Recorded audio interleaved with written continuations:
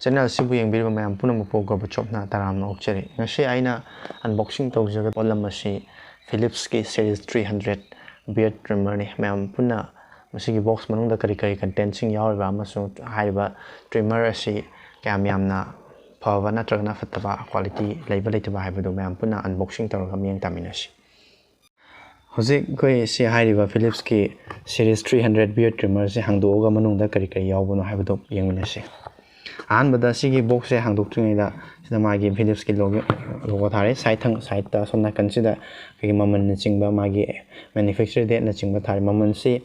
mayamna market ta yengma tanda 1795 ne adugo mayamna Amazon dagi leibi gi have tare gadi masi 1199 da fangani madugi link so aina video gi description makada soidan ki bijarake ase hangdoga yengsi ko gi haiba trimmer si hanan hangdok matamda box gi side ta somna kan thamma mai ke sida Philips ki logo ubo phangbigani ahanbada sida yawriba posak si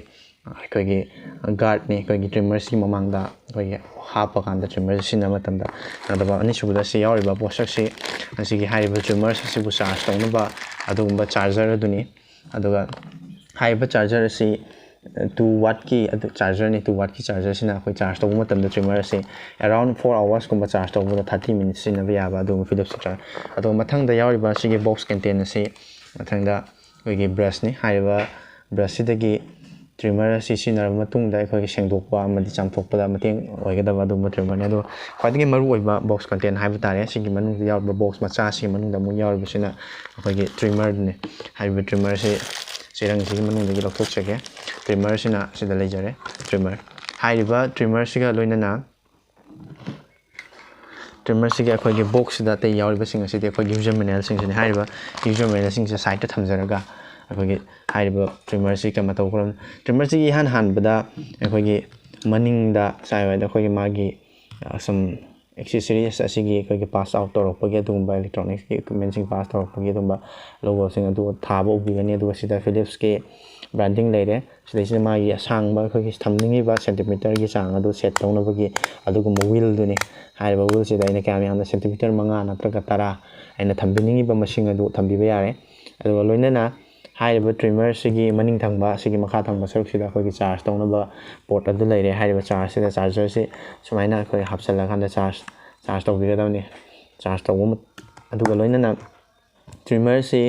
गी ममांग थंगबा blade की सरुक से अखोइना सिनबा Loire मतुंगदा सामथोकपिगे HYBE तारगा सो हाइरिबा से मतो Sumana सुमाइना हिदंग press तौरकांदा लौथोगा हाइरिबा ममांग गी blade की सरुक से लौथोगा इसिंग तौरगा सामथोकपिरबसु यारे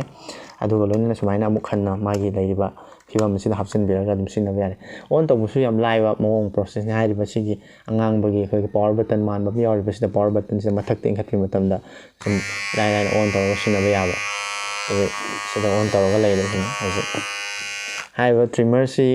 ओना गार्ड हापगा सिनागे हाइतारसु गार्ड से सुमाइना खोइना ममांग सिदा सुमाइना ऑप्शन बिरगा अखोई सेटिंग से चेंज तौबा मतमदा ट्रिमर सिगी सेटिंग से चेंज तौबा मतमदा मागी गार्ड सिगी डिस्टेंस सु हेंगलाकनी अखोई सुम सिदा उ फंगबिरंगनी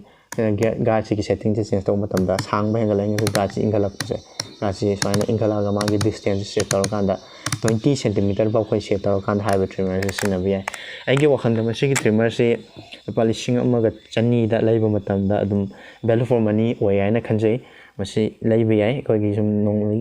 कोगी डे टू डे लाइफ ते सिनादा यादबा अदुमा पोसंग सिंग मनुंदा अमा ओयबा ट्रिमर ने अदुगा याम अफबा ब्रांड फिलिप्स की ओयबा अदुमा अफबा ब्रांड के अदुमा ट्रिमर ने हाइबा ट्रिमर से यावबा बॉक्स कंटेंट सिंग से हाइबा ब्रश ने चार्जर से सिगी गार्ड सिगा अदुगा सिगी मेन ओइना ट्रिमर से हाइबा से चार्ज तौरकांदा 30 मिनिट्स कुंबा सिनाबा याय 4 आवर्स कुंबा कंप्लीट चार्ज तौबदुना अखन मसि ट्रैवल तौबा चतोक्सिन तौबा मिसिंगिदमक्तदि मसि क्वाइदगी फबा अदुंबा ट्रिमर ने हाइना खंजै मसिगी असिगुंबा ट्रिमर फिलिप्स की ट्रिमर की अनबॉक्सिंग असिबु यंगबिरिबा ख्वाइ खिमपु थागतचरी लोइनाना आगे चैनल असे सब्सक्राइब तौबियो शेयर तौबियो अमदि मतुंग तारकपदा अतोप पोलम क्या गे अनबॉक्सिंग गिदमक्ता चैनल असिदा स्टे ट्यून तौबियो हाइदना हाइजबा लोइना मुखना थागतचरी